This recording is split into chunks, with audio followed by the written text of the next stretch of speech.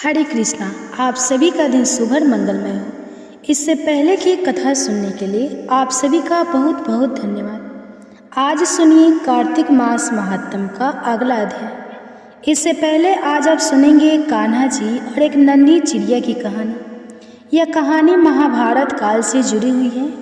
कुरुक्षेत्र के मैदान में ऐतिहासिक महाभारत का युद्ध लड़ा गया था। कुरुक्षेत्र के युद्ध क्षेत्र को विशाल सेनाओं के आने जाने की सुविधा करने के लिए तैयार किया जा रहा। उन्होंने हाथियों का इस्तेमाल पेड़ों को उखाड़ने और जमीन साफ करने के लिए किया था।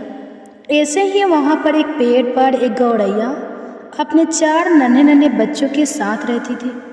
जब उस पेड़ को उखाड़ा जा रहा था तो उस चिड़िया का घोंसला जमीन पर गिर गया। लेकिन भगवान का चमत्कार कि घोंसला जमीन पर गिरने के बाद भी उसकी संतानें अनहोनी होने से बच गई, उसके बच्चे बनने से बच गए। लेकिन अभी वह बच्चे बहुत छोटे थे। छोटे होने के कारण अभी उनके पंख भी पूरी तरह से बड़े नहीं हुए। इस कारण वह उड़ भी नहीं सकते थे। कमजोर और भयभीत गौरैया वह मदद के लिए इधर उधर देखती रही। तभी उसने भगवान कृष्ण को अर्जुन के साथ वहां आते हुए देखा। दरअसल भगवान कृष्ण और अर्जुन युद्ध से पहले मैदान की जांच करने और युद्ध की शुरुआत करने से पहले जीतने की रणनीति तैयार करने के लिए वहां गए थे। जब उस चिड़िया ने देखा कि कान्हा जी वहां आ रहे हैं तो उसने उन तक पहुंचने के लिए अपने छोटे छोटे पंख फड़फड़ाए और किसी तरह से वो कान्हा जी के पास पहुंच गई। कान्हा जी के पास पहुंची तो अपनी ही आवाज़ में उनसे कहने लगी, है श्री कृष्ण, कृपया मेरे बच्चों को बचाइए, क्योंकि कल से युद्ध शुरू होने पर उन्हें कुचल दिया जाएगा। सर्वव्यापी भगवान उस नन्ही चिड़िया से बोले कि मैं तुम्हारी बात सुन रहा हूँ, लेकिन मैं क्या करूँ? मैं तो प्रकृति के कानून में हस्तक्षेप नहीं कर सकता। भगवान की बात सुनकर गौरैया परेशान हो गई, लेकिन फिर भी कहने लगी कि हे भगवान, मैं तो जानती हूँ कि आप ही मेरे उद्धार करता है और मैं अब अपने बच्चों के भाग्य को, उनके भविष्य को आपके हाथों में सौंपती हूँ। और अब हे प्रभु, यह सब कुछ आपके ऊपर है। आप चाहे उन्हें मार दें या उन्हें बचा लें। अब काल चक्र पर तो किसी का बस है नहीं। श्री कृष्ण ने तो एक साधारण व्यक्ति की तरह ही उस चिड़िया से बात की थी, जिसका अर्थ तो यह था कि वहाँ उस विशाल युद्ध के मैदान में ऐसा कुछ भी नहीं था कि जिसके बारे में वह कुछ भी कर सकते थे। परंतु गौरैया ने पूरे विश्वास और श्रद्धा के साथ एक बार फिर से भगवान से कहा, प्रभु, आप कैसे और क्या करते हैं वह मैं नहीं जान सकती। अब तो स्वयं काल के नियंता है, यह मुझे पता है। मैं सारी स्थिति और परिस्थिति और अपने को परिवार सहित आपको समर्पित करती हूँ। नन्ही चिड़िया की बात सुनकर अब भगवान बोले कि ठीक है, तुम अभी से अपने घोंसले में 3 सप्ताह के लिए भोजन एकत्रित करो। गौरैया ने भगवान की बात सुनी। अब जब यह बातें हो रही थी गौरैया और भगवान के बीच में, तो अर्जुन भी जो भगवान के साथ ही खड़े हुए थे वो इन सारे संवादों से बिल्कुल अनजान थे। उन्हें नहीं पता कि भगवान कृष्ण की और नन्ही चिड़िया की जो उनसे आसपास ही मंडरा रही थी, पंख फड़फड़ा रही थी, उनके बीच में क्या बातें हो रही है। अर्जुन ने देखा कि एक नन्ही चिड़िया कान्हा जी के चारों ओर घूम रही है और पंख फड़फड़ा रही है। उन्होंने सोचा कि शायद यह बाधा डाल रही है। वह दोनों तो आपसी वार्तालाप करने के लिए उस युद्ध के मैदान में आए थे। अर्जुन ने देखा तो गौरैया को दूर भगाने की कोशिश की। गौरैया ने अपने पंखों को कुछ देर के लिए फुलाया और उसके बाद वापस पंख फड़फड़ाती हुई वो अपने घोंसले में चली गई। 2 दिन के बाद, ठीक 2 दिन के बाद के उद्देश्य से ही दुदुभी बजने के साथ ही भीषण युद्ध की शुरू होने की घोषणा कर दी गई। भगवान कृष्ण ने अर्जुन से कहा कि हे अर्जुन, जरा अपने धनुष और बाण मुझे दो। अर्जुन ने सुना तो हैरान हो गए, क्योंकि भगवान कृष्ण ने तो युद्ध में कोई भी हथियार ना उठाने की शपथ ली थी। इसके अलावा अर्जुन का यह भी मानना था कि केवल वही अर्थात अर्जुन ही सबसे अच्छे धनुर्धर है। तो अर्जुन ने जब देखा कि भगवान कृष्ण ही उसके धनुष और बाण मांग रहे हैं, तो उसने सोचा कि क्यों ना यह काम मैं ही कर लूँ, जिसके लिए भगवान इतना कष्ट करने जा रहे हैं। तब अर्जुन ने श्री कृष्ण से कहा कि मुझे आज्ञा दे भगवान।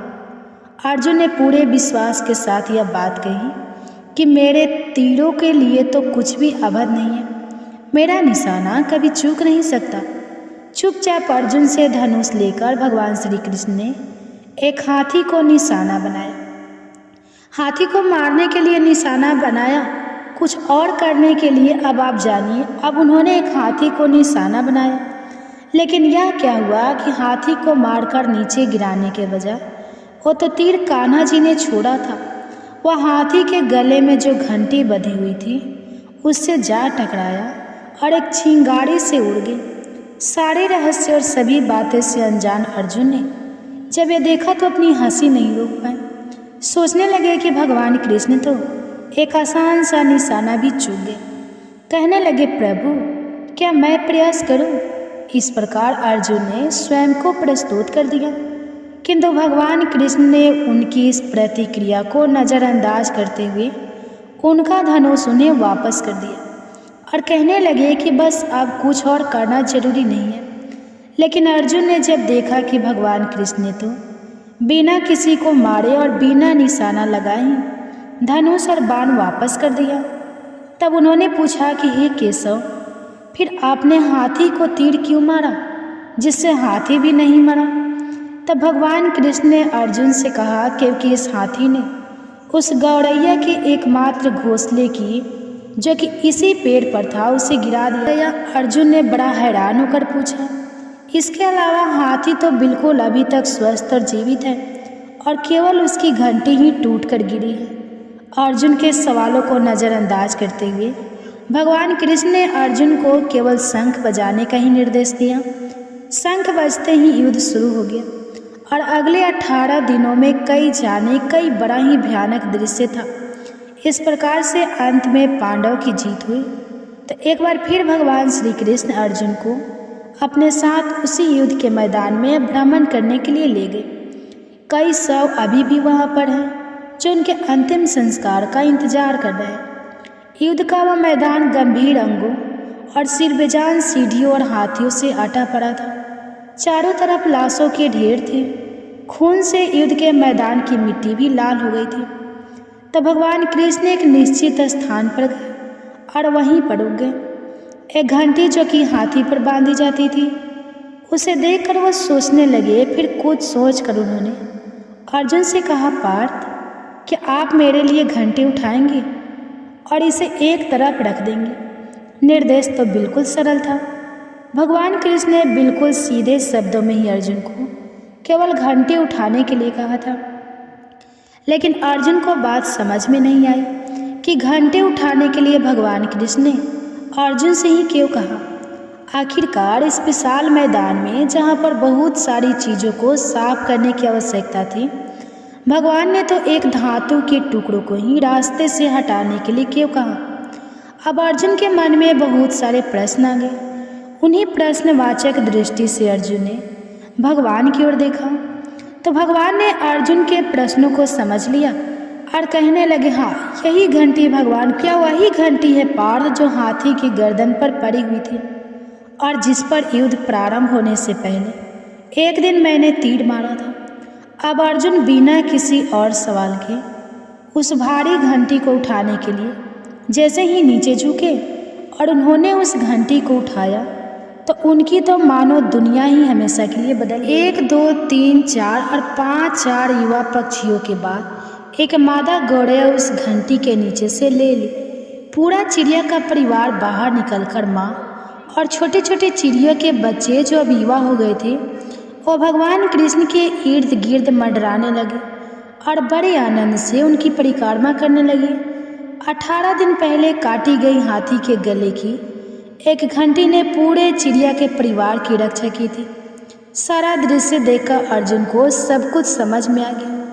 अर्जुन ने भगवान कृष्ण से कहा, मुझे क्षमा कर दीजिए हे मधुसूदन, आपको मानव शरीर में देखकर सामान्य मनुष्यों की तरह व्यवहार करते हुए देखकर मैं भूल ही गया था कि आप वास्तव में कौन हैं। और उसके उत्तर में भगवान कृष्ण ने सिर्फ मंद मंद मुस्कुराते ही रहे थे तो देखा आपने भगवान न केवल मनुष्य की बल्कि सभी जीव जंतुओं की, सभी प्राणियों की रक्षा करते हैं, उनके विश्वास की रक्षा करते हैं। अब नन्हे नन्हे जीव जंतु जो हमारी तरह पढ़े लिखे नहीं हैं या हमारी तरह पूजा पाठ नहीं कर सकते, भगवान के मंदिर में नहीं जा सकते, भगवान का मंदिर नहीं बना सकते, लेकिन मन से वह भी भगवान की ही पूजा करते हैं, मानसिक पूजा ही करते हैं। उनके मन में विश्वास होता है और भगवान अपने भक्तों की इसी विश्वास की लाज रखते हैं। इससे पहले की वीडियो में आपने जाना था कि किस प्रकार से चतुर्मास का उद्यापन करना चाहिए और चतुर्मास के दौरान किन किन लोगों ने अपनी किसी प्रिय वस्तु का त्याग किया हो, उसका प्रारंभ किस दिन से करना चाहिए। आज के अध्याय में आप जानेंगे कि मंदिर में और खासकर कार्तिक शुक्ल द्वादशी को ध्वजा फहराने से किस फल की प्राप्ति होती है। तो नैमिषारण्य क्षेत्र में स्थित 88,000 ऋषि मुनियों से श्री सूत जी ने आगे कहा, हे ऋषियों, कार्तिक शुक्ल द्वादशी को ध्वज करने से सभी पाप नष्ट हो जाते हैं। चारों वर्णों अर्थात ब्राह्मण, क्षत्रिय, वैश्य और शूद्र, इनमें से जो कोई भी भगवान के मंदिर में ध्वजा लगाता है वह ब्रह्मा जी और अन्य देवताओं द्वारा सम्मानित होकर विष्णु लोक को प्राप्त हो जाता है। इस बारे में जो कुछ भी नारद जी ने राजा पृथु से कहा वह कथा मैं तुम्हें सुनाता हूँ, ध्यान पूर्वक आप सभी सुनिए। देवर्षि नारद जी ने कहा था, हे राजन, इस संबंध में एक अत्यंत प्राचीन इतिहास सुनो। बहुत पहले सतयुग में सुमति नाम का एक चंद्रवंशी राजा था जो भगवान का परम भक्त था। सप्तद्वीपों में उसका शासन हुआ करता था। उसकी रानी सत्यवती भी ईश्वर भक्त और अत्यंत पतिव्रता थी। वह भगवान के सामने नृत्य करती। कार्तिक शुक्ल द्वादशी को भगवान के मंदिर में ध्वजारोहण करते हुए देखकर ऋषि ने उनसे कहा, हे राजन, भगवान को प्रसन्न करने के तो और भी अनेकों साधन हैं, तब आपकी इस ध्वजारोहण में ही इतनी श्रद्धा क्यों है। यह सुनकर राजा ने कहा, हे मुनि, इसका अत्यंत अद्भुत एक इतिहास है जिसे मैं आपको सुनाता हूँ। तब राजा बताने लगे कि पूर्व जन्म में मेरा नाम मालिनी था। मैं ब्राह्मण होकर भी द्वेष, कुकर्मी, महापाप और वेशगामी था। इन कुकर्म के कारण ही मेरे बंधु बांधव ने मुझे घर से निकाल दिया। इसके पश्चाताप वन में जाकर मैं एक टूटे फूटे विष्णु मंदिर में रहने लगा। मैं वन में जीव जंतु और हीरों को मारकर अपना पेट भरा करता था। एक दिन विंध्याचल पर्वत पर रहने वाली को किलनी नाम की एक निषाद कन्या, जिसने अपने ही पति को मार दिया था, भूख से व्याकुल होकर वहां आई और मेरे पास ही रहने लगी। संयोगवश कार्तिक शुक्ल द्वादशी को हमने एक कपड़े को बांधकर झंडी सी बनाई और दोनों मदिरा पीकर झंडी हाथ में लेकर सारी रात भगवान की मूर्ति के सामने नृत्य करते रहे। नृत्य करते रहने के कारण प्रातः काल तक हम दोनों की मृत्यु हो गई। जब हमारी मृत्यु हो गई तब यमदूत हमें फांस में बांधकर मारते हुए यमराज के पास ले गए।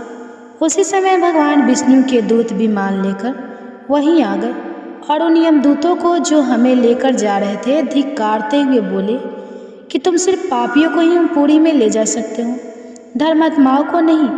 इस पर यमदूत भी क्रोधित होकर कहने लगे कि अरे यह तो दोनों महापाप है, इन्होंने तो अपने पूरे जीवन में एक भी पुण्य कार्य नहीं किया है, इसी कारण हमें इन्हें यमपुरी में ले जा रहे हैं। तब भगवान विष्णु के दूत कहने लगे, क्या अत्यंत खेद की बात है कि तुम्हें धर्म और अधर्म का बिल्कुल भी ज्ञान नहीं है।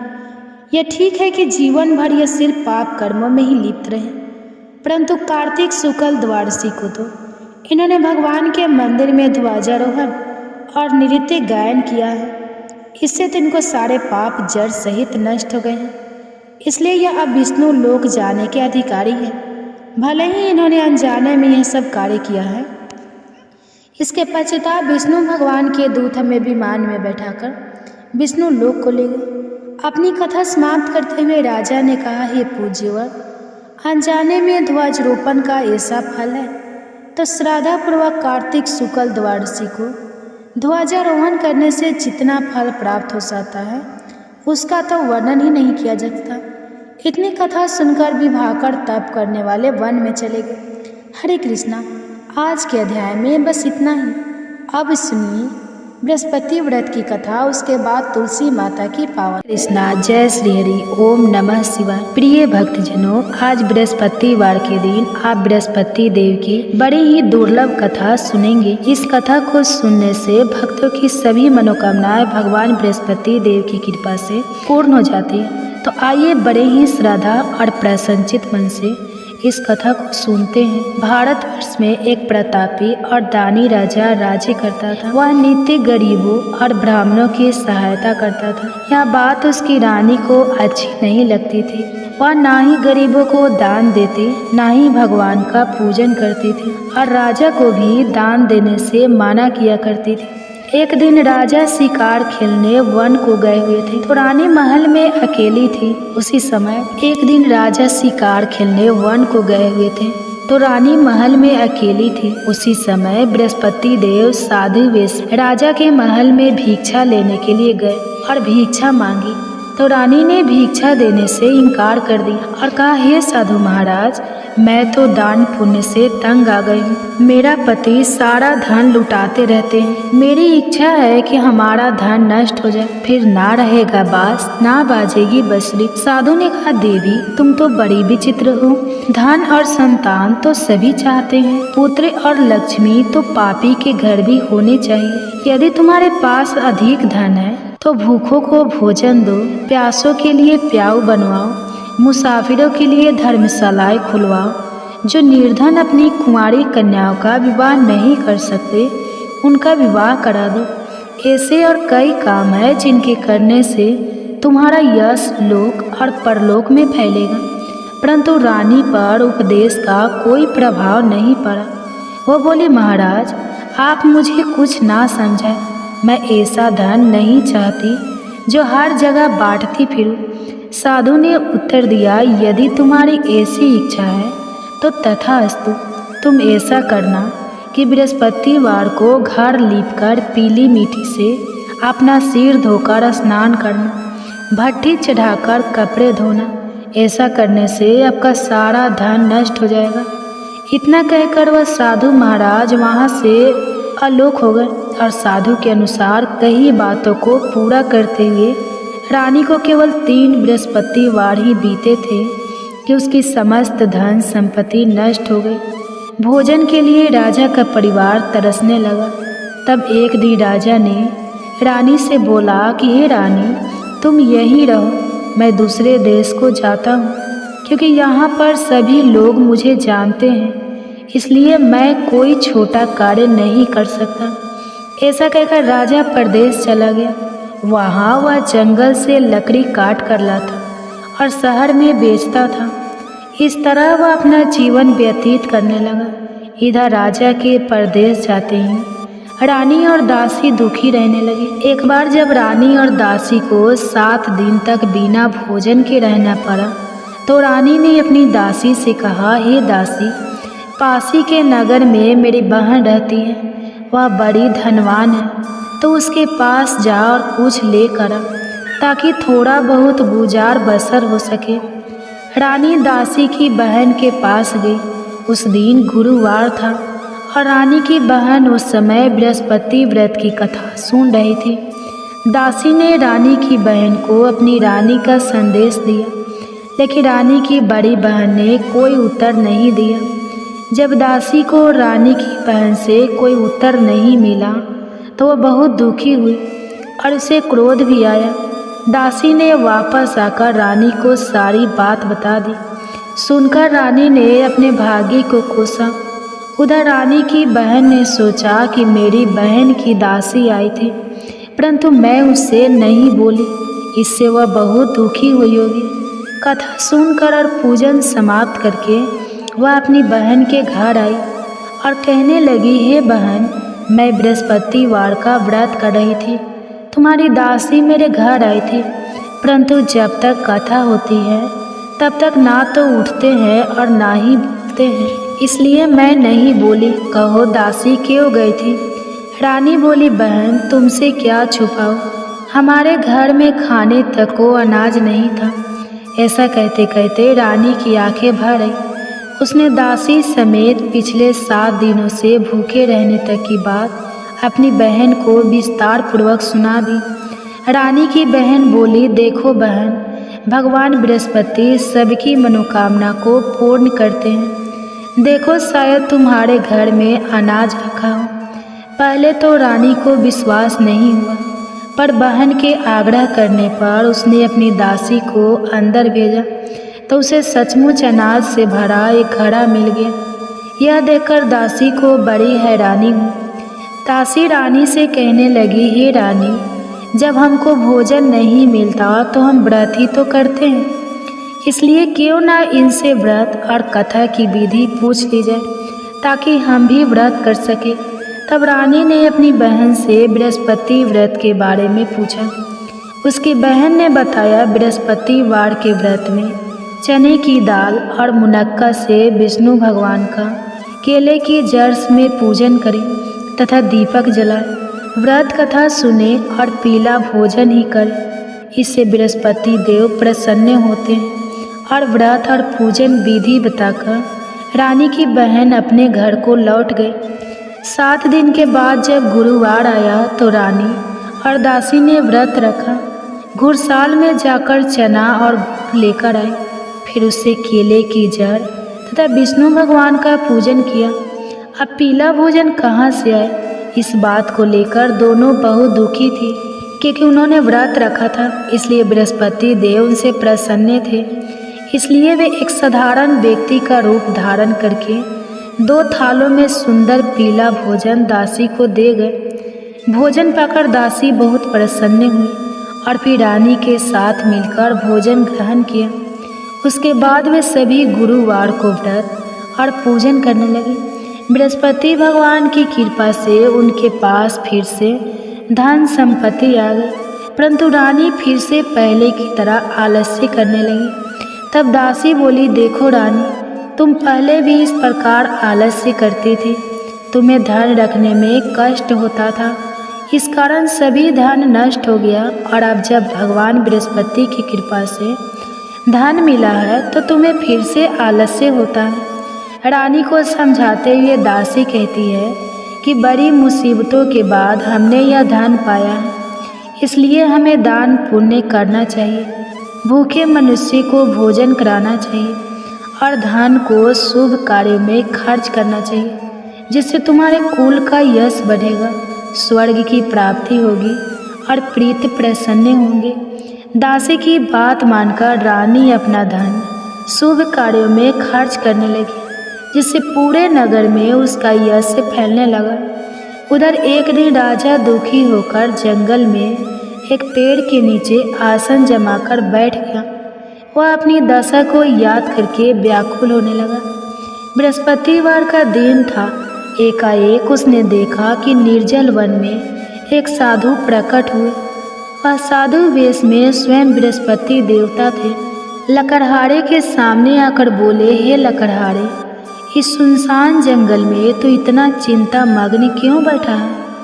लकड़हारे ने दोनों हाथ जोड़कर प्रणाम किया और उत्तर दिया, महात्मा जी, आप सब कुछ जानते हैं, मैं क्या कहूँ? यह कहकर रोने लगा और साधु को अपनी आत्मकथा सुनाई। महात्मा जी ने कहा, तुम्हारी स्त्री ने बृहस्पतिवार के दिन बृहस्पति भगवान का निरादर किया है, जिसके कारण रुष्ट होकर उन्होंने तुम्हारी यह दशा कर दी।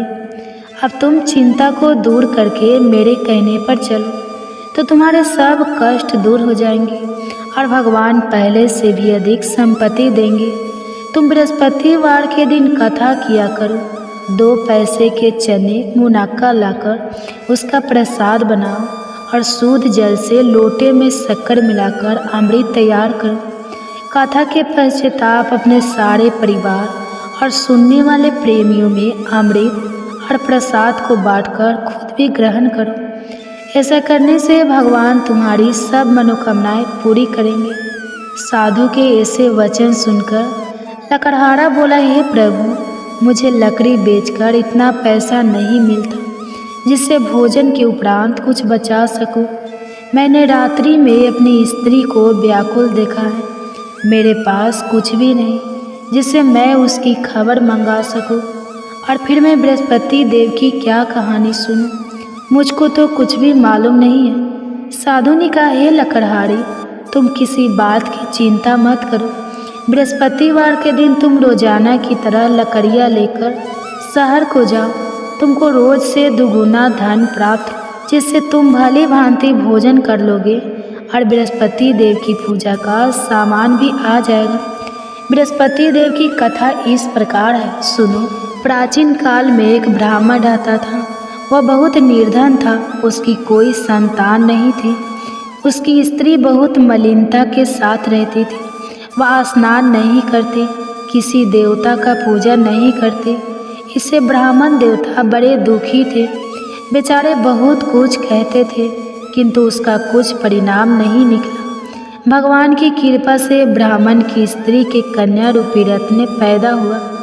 कन्या बड़ी होने पर प्रातः स्नान करके विष्णु भगवान का जाप और बृहस्पतिवार का व्रत करने लगी। अपने पूजन पाठ को समाप्त करके विद्यालय जाती तो अपनी मुट्ठी में जौ भर के ले जाती और पाठशाला के मार्ग में डालती जाती। जब ये 100 स्वर्ण के हो जाते तो लौटते समय उनको बीन कर घर ले आती। एक दिन वह बालिका सूप में उस सोने की जौ को फटक कर साफ कर रही थी कि उसके पिता ने देख लिया और कहा, हे बेटी, सोने की जौ के लिए सोने का सूप होना चाहिए। दूसरे दिन बृहस्पतिवार था।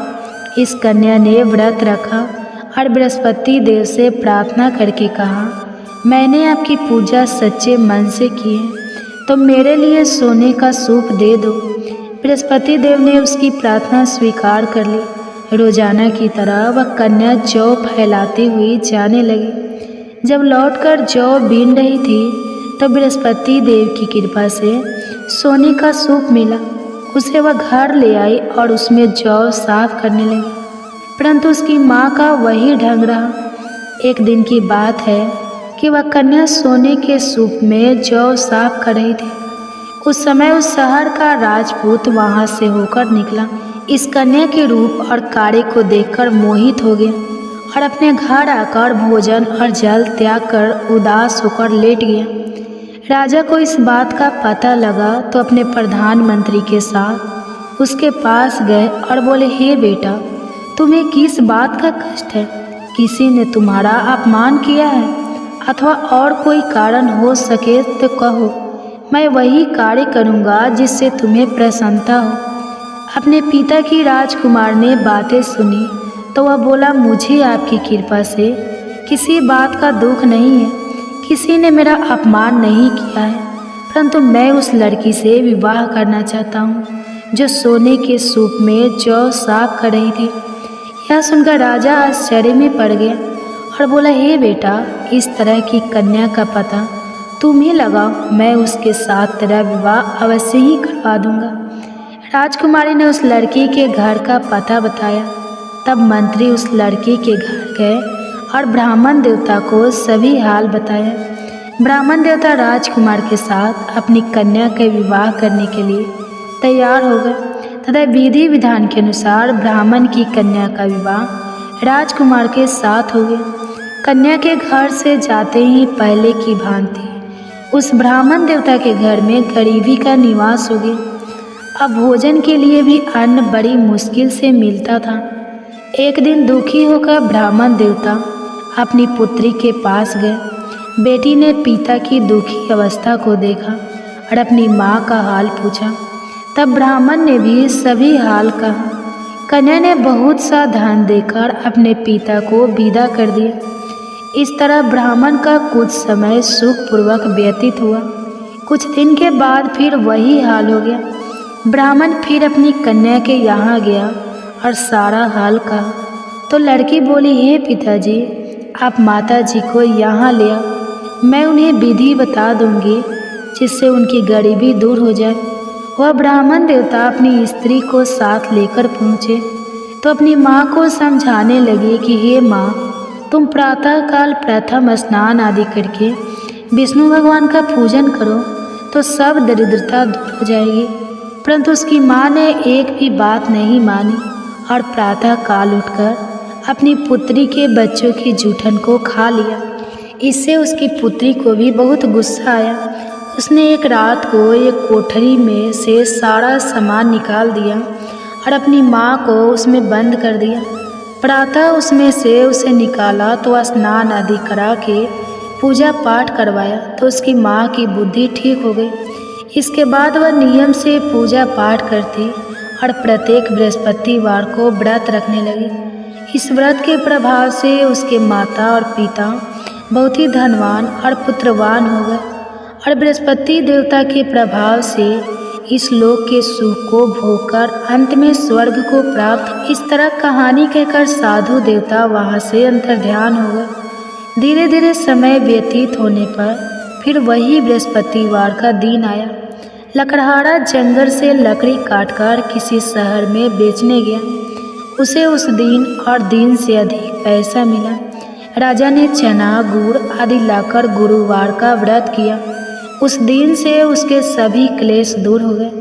परंतु जब दोबारा गुरुवार का दिन आया तब बृहस्पतिवार का व्रत करना भूल गया। इस कारण बृहस्पति भगवान नाराज हो गए। उस दिन उस नगर के राजा ने विशाल यज्ञ का आयोजन किया था तथा शहर में यह घोषणा करा दी कि कोई भी मनुष्य अपने घर में भोजन ना बनवाए, न आग जलाए। समस्त जनता मेरे यहाँ भोजन करने आए। इस आज्ञा को जो ना मानेगा उसे फांसी की सजा दी जाएगी। इस तरह की घोषणा संपूर्ण नगर में करवा दी गई। राजा की आज्ञा के अनुसार शहर के सभी लोग भोजन करने गए, लेकिन लकड़हारा कुछ देर से पहुंचा, इसलिए राजा उसको अपने साथ घर ले गए और ले जाकर भोजन करा रहे थे तो रानी की दृष्टि उस खूंटी पर पड़ी जिस पर उसका हार लटका हुआ था। वह वहाँ पर दिखाई नहीं दिया। रानी ने निश्चय किया कि मेरा हार इस मनुष्य ने चुरा लिया है। उसी समय सिपाहियों को बुलाकर उसको कारागार में डलवा दिया। जब लकड़हारा कारागार में पड़ गया और बहुत दुखी होकर विचार करने लगा कि ना जाने कौन से पूर्व जन्म के कर्म से मुझे यह दुख प्राप्त हुआ है, और उसी साधु को याद करने लगा जो कि जंगल में मिला था। उसी समय तत्काल बृहस्पति देव साधु के रूप में प्रकट हुए और उसकी दशा को देखकर कहने लगे, अरे मूर्ख, तूने बृहस्पति देव की कथा नहीं करी, इस कारण तुझे दुख प्राप्त हुआ है। अब चिंता मत कर। बृहस्पतिवार के दिन कारागार के दरवाजे पर 4 पैसे पड़े मिलेंगे। उनसे तू बृहस्पति देव की पूजा करना, तेरे सभी कष्ट दूर हो जाएंगे। बृहस्पतिवार के दिन उसे 4 पैसे मिले। लकड़हारे ने कथा कही। उसी रात्रि को बृहस्पति देव ने उस नगर के राजा को स्वप्न में कहा, हे राजा, तुमने जिस आदमी को कारागार में बंद कर दिया है वह निर्दोष है, वह राजा है, उसे छोड़ देना। रानी का हार उसी खूंटी पर लटका है। अगर तू ऐसा नहीं करेगा तो मैं तेरे राज्य को नष्ट कर दूंगा।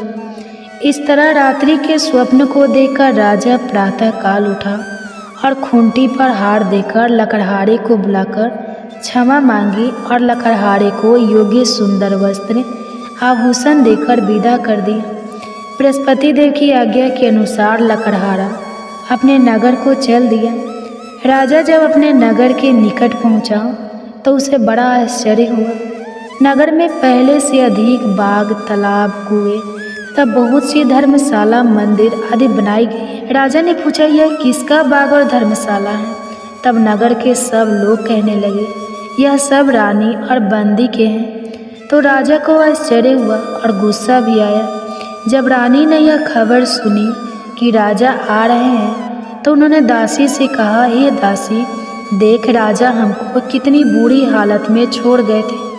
हमारी ऐसी हालत देखकर वो लौट ना जाए, इसलिए तू दरवाजे पर खड़ी हो जा।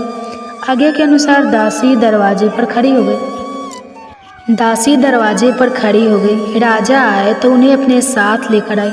तब राजा ने क्रोध करके अपनी रानी से पूछा कि यह धन तुम्हें कैसे प्राप्त हुआ है?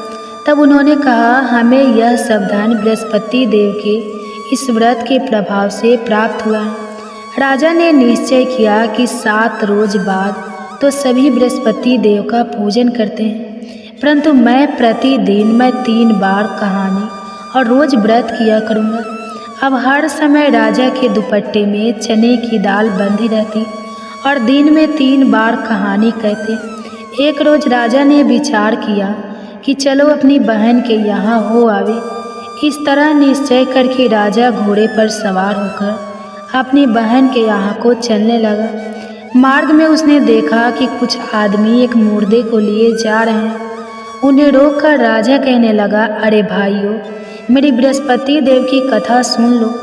वे बोले, लो, हमारा तो आदमी मर गया है, इसको अपनी कथा की पड़ी है। परंतु कुछ आदमी बोले, अच्छा कहो, हम तुम्हारी कथा भी सुनेंगे।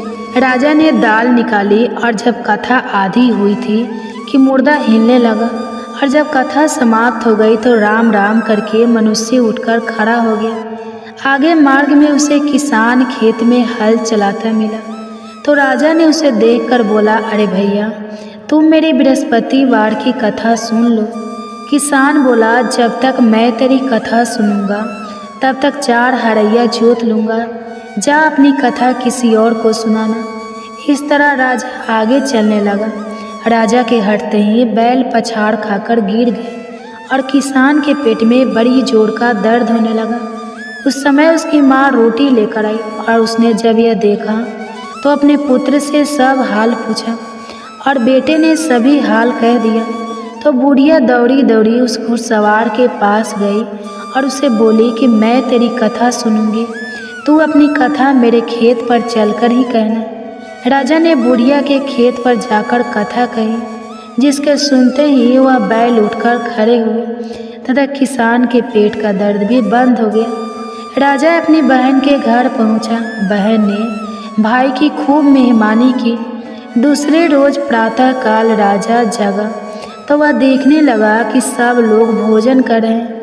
राजा ने अपनी बहन से कहा, ऐसा कोई मनुष्य है जिसने भोजन नहीं किया हो, मेरे बृहस्पतिवार की कथा सुन ले। बहन बोली, हे भैया, यह देश ऐसा है कि पहले यहाँ लोग भोजन करते हैं, बाद में अन्य काम करते हैं। अगर कोई पड़ोस में हो तो देख। वह ऐसा कहकर देखने चली गई, परंतु उसे कोई ऐसा व्यक्ति नहीं मिला जिसने भोजन ना किया हो। अतः वह एक कुम्हार के घर गए जिसका लड़का बीमार था। उसे मालूम हुआ कि उनके यहाँ 3 रोज से किसी ने भोजन नहीं किया है। रानी ने अपने भाई की कथा सुनने के लिए कुम्हार से कहा। वह तैयार हो गया। राजा ने जाकर बृहस्पतिवार की कथा कही, जिसको सुनकर उसका लड़का ठीक हो गया। अब तो राजा की प्रशंसा होने लगी। एक रोज राजा ने अपनी बहन से कहा कि हे बहन, हम अपने घर को जाएंगे, तुम भी तैयार हो जाओ। राजा की बहन ने अपनी सास से कहा तो सास ने कहा, हाँ चली जा, परंतु अपने लड़के को मत ले जाना, क्योंकि तेरे भाई की कोई औलाद नहीं है। बहन ने अपने भैया से कहा, हे भैया, मैं तो चलूँगी पर कोई बालक नहीं चलेगा। तो राजा बोला, जब कोई बालक नहीं चलेगा तब तुम ही क्या करोगे। बड़े दुखी मन से राजा अपने नगर को लौट आया। राजा ने अपनी दासी से कहा, हम निर्वंशी हैं, हमारा मुंह देखने का धर्म नहीं है और कुछ भोजन आदि नहीं किया है। रानी बोली, हे प्रभु, बृहस्पति देव ने हमें सब कुछ दिया है, वह हमें औलाद अवश्य देंगे। उसी रात को बृहस्पति देव ने राजा से स्वप्न में कहा, हे राजा, उठो, सभी सोच त्याग दो, तेरी रानी गर्भ से है। राजा को यह बात सुनकर बड़ी खुशी हुई। 9वें महीने में उसके गर्भ से एक सुंदर पुत्र पैदा हुआ। तब राजा बोला, हे रानी, स्त्री बिना भोजन के रह सकती है, पर बिना कहे नहीं रह सकती। जब मेरी बहन आएगी तुम उससे कुछ मत कहना। रानी ने सुनकर हाँ कर दिया। जब रानी की बहन ने यह शुभ समाचार सुना तो वह बहुत खुश हुई और बधाई लेकर अपने भाई के यहाँ आई। तभी रानी ने कहा, घोड़ा चढ़कर तो नहीं आई है, गधा चढ़कर आई है। राजा की बहन बोली, भाभी, मैं इस प्रकार ना कहती तो तुम्हें औलाद कैसे मिलती। बृहस्पति देव ऐसे ही हैं, जैसे जिसके मन में कामनाएं हैं सभी को पूर्ण करते हैं। जो सद्भावना पूर्वक बृहस्पतिवार का व्रत करता है एवं कथा पढ़ता है अथवा सुनता है, दूसरे को सुनाता है, बृहस्पति देव उनकी सभी मनोकामनाएं पूर्ण करते हैं। बृहस्पति देव उनकी सदैव रक्षा करते हैं। जो संसार में सद्भावना और सच्चे हृदय से बृहस्पति देव का पूजन करते हैं, उनकी सभी मनोकामनाएं उसी प्रकार पूर्ण होती हैं जैसे राजा और रानी ने बृहस्पति देव की कथा का गुणगान किया। उनकी सभी इच्छाएं बृहस्पति देव ने पूर्ण की। मनुष्य को हृदय से उनका मनन करते हुए जयकारा करना चाहिए। तो प्रेम से बोलिए बृहस्पति देव की जय, विष्णु भगवान की जय, समस्त देवी देवताओं की जय। अब आप भगवान बृहस्पति देव की आरती श्रवण कीजिए। ओम जय बृहस्पति देवा, जय बृहस्पति देवा, छिने भिने भोग लगाऊ फल मेवा। ओम जय बृहस्पति देवा, तुम्हें पूर्ण परमात्मा, तुम्हें अंतर्यामी, जगत पिता जगदीश्वर, तुम सबके स्वामी। ओम जय बृहस्पति देवा, चरणामृते निज निर्मल, सभी पातक हरता, सकल मनोरथ दायक, कृपा करो भरता। ओम जय बृहस्पति देवा, तन मन धन अर्पण कर, जो जन शरण पड़े, प्रभु पड़े कटे तब होकर, आकर द्वार खड़े।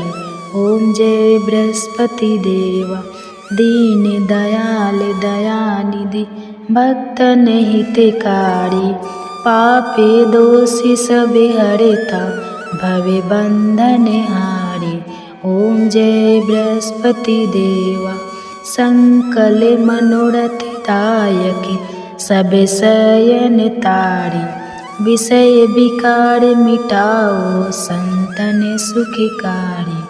ओम जय बृहस्पति देवा, जो कोई बृहस्पति जी की करे आरती, धन जन सुख सब पालेता। ओम जय बृहस्पति देवा, जय बृहस्पति देवा। तो प्रेम से बोलिए बृहस्पति देव महाराज की जय। अब सुनिए श्री तुलसी चालीसा पाठ और तुलसी माता की आरती। जय जय तुलसी भवती सत्यवती, सुखदनी नमो नमः। हरि प्रेसी श्री वृंदा गुण खानी, श्री हरि शीस विरजन देहु, अमर वर्य बेजन हित, हे वृंदावनी अब ना करहु विलंब। धन्य धन्य श्री तुलसी माता महिमा, अगम सदा श्रुति, गाता हरि के प्राणों से तुम प्यारी। हरहि हेतु किन्ह हो तपरी, जब प्रश्न है दर्शन दीन हो, तब कर जोरु विनय उसकी हो। हे भगवंतम कंत मम होए, दीन जानी जान छाड़ जा, सुनि लक्ष्मी तुलसी की बानी। दीन हो श्राप कथ पढ़यानी, उस आयोगी वर मांगन हारी। हो बीट पर तुम जर तनुधारी, सुनि तुलसी शपथ ही माहु। करहु वास तुनीचन धामा दियो वचन, हरि तब तत्काला सुनहु सुमुख जानी। बिहाला समय पाई योरो पाती, तोरा पुजही आस। वचन सत्य मोरा तब को कुल, मह गोप सुदामा तू भई तुलसी दामा। कृष्ण रास लीला के माही, राधे सके प्रेम लाखी नाही। दियो श्राप तुलसी तत्काल नर लोक, कहीं तुम जन्म हो। यो बाला यो गोप बह दानव राजा, शंख चूर्ण नामक सिर ताजा। तुलसी भता सुखी नारी परम सती गुण, रूप अगारे अस दवे कल्पवती। जब गए कल्प तृतीय जन्म तब भयो वृंदा नाम भयो। तुलसी को असुर जलंधर नाम पति को कर। अति बंद अतुर बल धामा किन्हा शंकर से। संग्रामा जब निज सने सहित शिव हारे। मरही ना तब कर हर की पुकारे। पतिव्रता वृंदा थी नारी को ना सके। पतहि संग हारी तब जलंधर ही भेष बनाई। वृंदा ढिग हरि पहुँचो जा। शिव हित लही करी कपट प्रसंगा। कियो सती त्वे धर्म तो ही भंगा भयो जलंधर कर।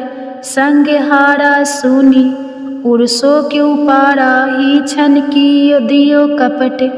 हरि तारी लखी वृंदा दुख गिरा।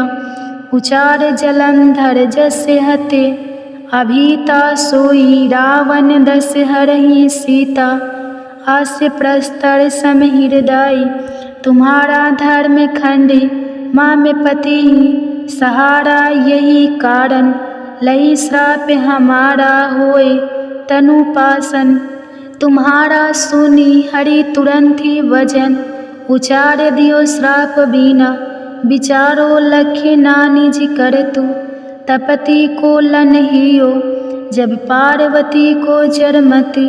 तू अस हो जर रूपा जग मह तुलसी बिटपे अनूपा। धगवर रूपे हर शालिग्रामा नंदी गंडक बिच लालामा। जो तुलसी दल हम ही चढ़ाई है सब सुख भोग परम पद पाई है। बिन तुलसी हरि जलत शरीरा अतिशय उठत शीस उड़े पीरा। जो तुलसी दल हरि सिर धारित सहस्त्र घट अमृत डारित। तुलसी हरि मन रंजन हारी रोग दोष दुख भंजन।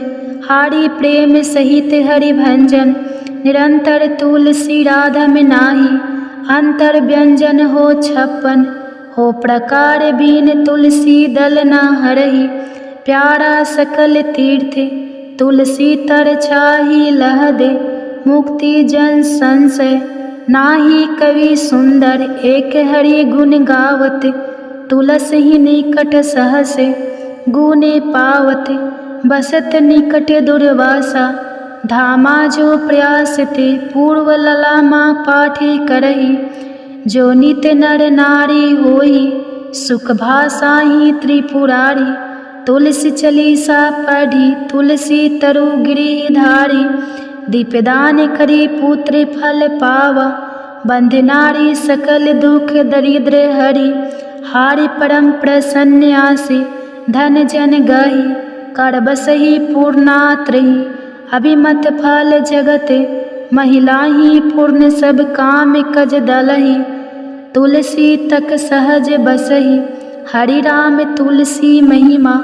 नाम लख तुलसी सुत सुखी राम मानस चालीसा। रचो जग मह तुलसी दास। प्रेम से बोली तुलसी महारानी की जय। जय तुलसी महारानी नमो नमः। हर की पटरानी नमो नमः। तुलसी महारानी नमो नमः। धन्य तुलसी पुरन तप कीनो। शालिग्राम बनी पटरानी नमो नमः। तुलसी महारानी नमो नमः। हर की पटरानी नमो नमः। जाके पत्र मंजरी कोमल श्रीपति। कमल चरण लपेटानी नमो नमः। तुलसी महारानी नमो नमः। हरि की पटरानी नमो नमः। कौन महीने बोई रानी तुलसा। कौन महीने हुई हरियाली नमो नमः। तुलसी महारानी नमो नमः। हर की पटरानी नमो नमः। कौन महीने हुई तेरा पूजा। कौन महीने हुई पटरानी नमो नमः। तुलसा महारानी नमो नमः। आषाढ़ मास में बोई रानी तुलसा। सावन महीने हुई हरियाली नमो नमः। तुलसी महारानी नमो नमः। हरि की पटरानी नमो नमः। कार्तिक मास में हुई तेरी पूजा। मंगशीर मास हुई पटरानी नमो नमः। तुलसी महारानी नमो नमः, हर की पटरानी नमो नमः। धूप दीप नैवेद्य आरती पुष्पन की वर्षा बरसानी नमो नमः। तुलसी महारानी नमो नमः, हरि की पटरानी नमो नमः।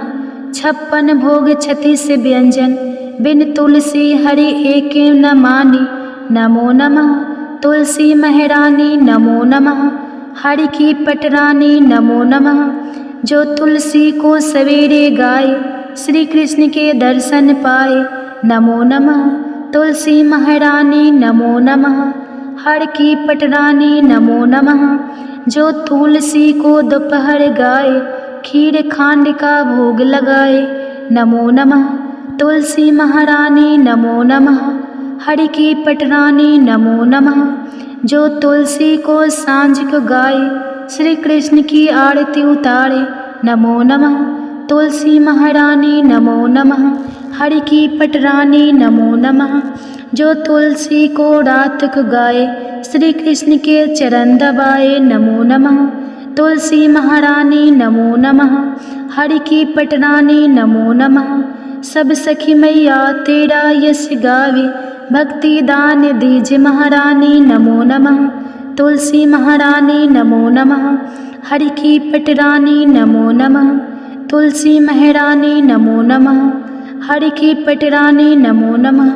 तो उम्मीद है आज की यह वीडियो आपको पसंद आई होगी। अगर वीडियो पसंद आता है तो प्लीज़ वीडियो को लाइक कीजिए, चैनल को सब्सक्राइब कर दीजिए और साथ ही हो सके तो और भी फैमिली फ्रेंड के साथ शेयर कीजिए। आप सभी का कथा सुनने के लिए तहे दिल से धन्यवाद।